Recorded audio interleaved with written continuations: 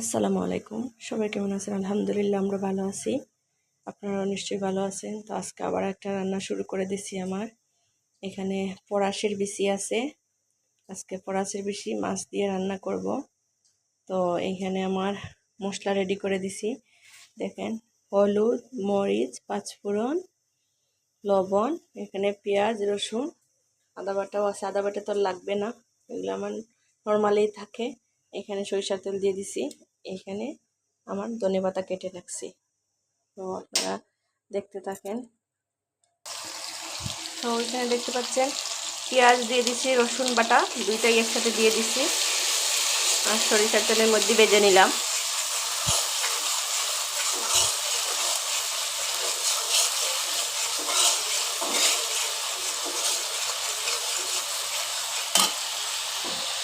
পেঁয়াজটাকে ভেজে নিছি তেলের সাথে। তো দেখতে পাচ্ছেন আমি এখানে দিয়ে দিচ্ছি লবণ, কাঁচামরিচ, শুকনো মরিচ, এগুলো দিয়ে দিচ্ছি, হলুদ।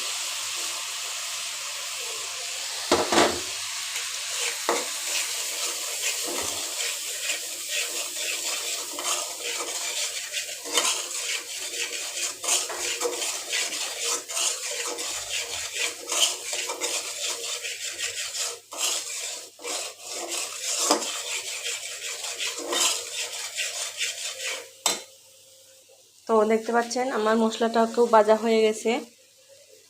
আমি এখনই এই বিচিটা দিয়ে দিব। তো দেখেন আমি এখানে বিচিটাকে দিয়ে দিচ্ছি।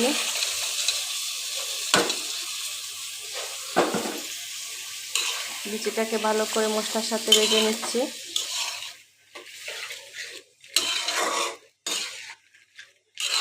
মানে বিচির একটা কাঁচা গন্ধ আছে, সেটা না যাওয়া পর্যন্ত আমি এটাকে ভাজতে থাকবো। আপনারা দেখেন বিচির কাঁচা গন্ধ না যাওয়া পর্যন্ত ভাজতে থাকবো। তো এখন আমি বিচির গন্ধটা যাক, আমি একটু ঢাকনা দিয়ে ঢেকে দিলাম। তো এবার ঢাকনাটা উঠিয়ে দেখবো কেমন কষানো হইল। তো দেখতে পাচ্ছেন বিচিটা একদম কষানো হয়ে গেছে। এই পর্যায়ে আরও কষানোর জন্য, যাতে মাছের ভিতরে মশলা ঢুকে, এই যে আমার মাছটা দিয়ে দিচ্ছি। এখানে রুই মাছ দিয়ে দিলাম।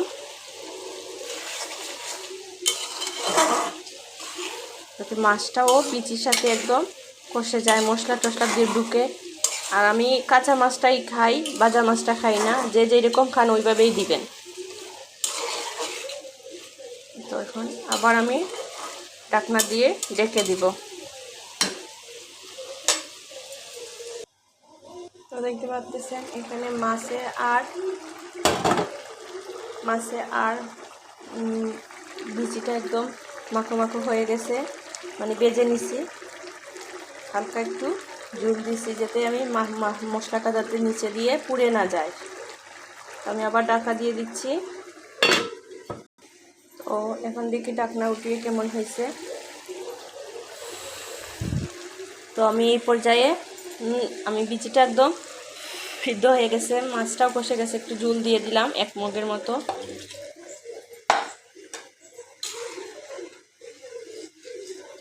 দেখেন মাছটা একদম পুরোপুরি গলে গেছে, প্রত্যেকটা মাছ, কাঁচামরিচ সব কিছু।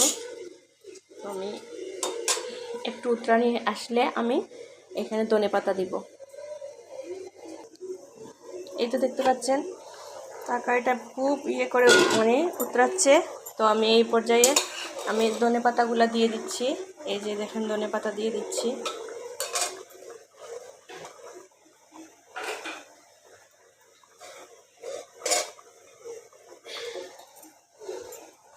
আমি আবার ডেকে দিচ্ছি।